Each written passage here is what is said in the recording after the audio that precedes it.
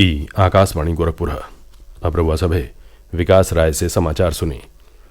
प्रदेश का 9 विधानसभा क्षेत्र मीरापुर, कुंदरकी, गाजियाबाद, खैर, करहल, सीसामऊ, फूलपुर, कटहरी और मझवा में होखे वाला उपचुनाव का तारीख में बदलाव कई दिहल गयल हौ।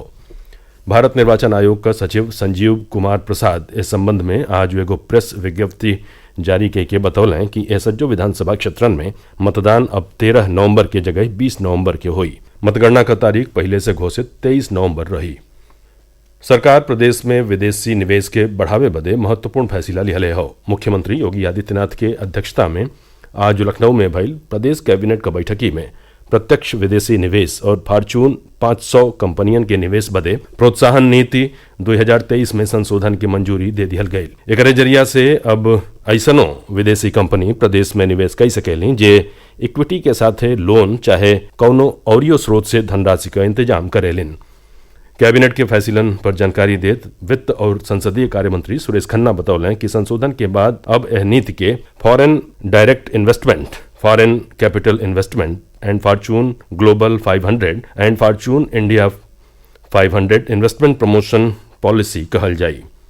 प्रदेश सरकार का कैबिनेट आज Uttar Pradesh retirement benefits rules 1961 में संशोधन के प्रस्तावों की मंजूरी दे दिहले हो। एमन जो तक कौनो कर्मचारी का मौत सेवा में रहते भइल चाहे रिटायर भइले के बाद ग्रेचुटी का धनराशि पवले बिना हो जाले और उ केहू के नॉमिनी नहीं बनौले हो त ग्रेचुटी का भुगतान ओ मनई के कइल जा सकेला जेकरे पक्ष में कौनो न्यायालय की ओर से उत्तराधिकार प्रमाण पत्र दिहल गयल हो।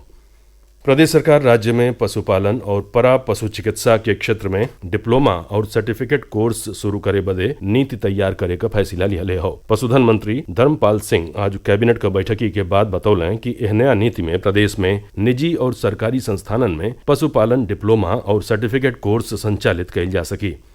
वहां के बतौली की नीति तैयार करे बदे पशुधन विभाग के विशेष सचिव का अध्यक्षता में 4 सदस्यीय विशेषज्ञ समिति का गठन कइल गयल हो। लोक आस्था और सूर्योपासना के महापर्व छठ पर 4 दिन ले चले वाला अनुष्ठान का शुरुआत बिहने नहाय खाए के साथे हुई। यह महापर्व पर छठ मैया और सूरज देव का पूजा होला। छठ के लेके पूर्वांचल का जिलन के बाजारिन में चहल पहल और पूजा घाटन पर तैयारी देखते बनी रहल हो। छठ पूजा के सकुशल संपन्न करावे बदे प्रशासनो मुस्तैद हो गई हो। बनारस में आज जिलाधिकारी एस राजलिंगम और अपर police commissioner S Chinnappa Ganga नदी के विभिन्न घाटन का निरीक्षण करके सुरक्षा और सुविधा का जानकारी लिहलें। छठ पर्व के देखी के यात्रियन का सुविधा और सुगम जतरा बदे भारतीय रेलवे देश के कई स्टेशनन के बिच्चे 185 विशेष रेलगाड़ियन का संचालन कर रहल हो। पूर्वोत्तर रेलवे का मुख्य जनसंपर्क अधिकारी पंकज कुमार सिंह बतौलें कि आज पूर्वोत्तर रेलवे का सज्जो स्टेशनन से 36 विशेष गाड़ी चलावल जा रही हो। नदियन का महात्म के रेखांकित करत भारत सरकार की ओर से आयोजित कइल जाए वाले गंगा महोत्सव के मौका पर आज मऊ जिला में कई गो कार्यक्रमन का आयोजन कइल गये। जिला गंगा समिति और सामाजिक वानिकी प्रभाग मऊ का तत्वावधान में तमसा नदी के किनारे कार्यक्रमन का शुरुआत गंगा आरती से भइल। इस मौका पर सांस्कृतिक मार्च, स्वच्छ नदी विषय पर पेंटिंग प्रतियोगिता और एगो काव्य गोष्ठी का आयोजन कइल गयल। बनारस का विश्व प्रसिद्ध भगवान श्री कृष्ण का नाग नथैया लीला बिहने संझा तुलसी घाट पर हुई। यह लीला के देखे बदे बढ़न संख्या में श्रद्धालुओं का भीड़ उमड़ेला। गोस्वामी तुलसीदास द्वारा शुरू कइल गई यह लीला का परंपरा करीब 500 बरिस से चलल आ रही हो।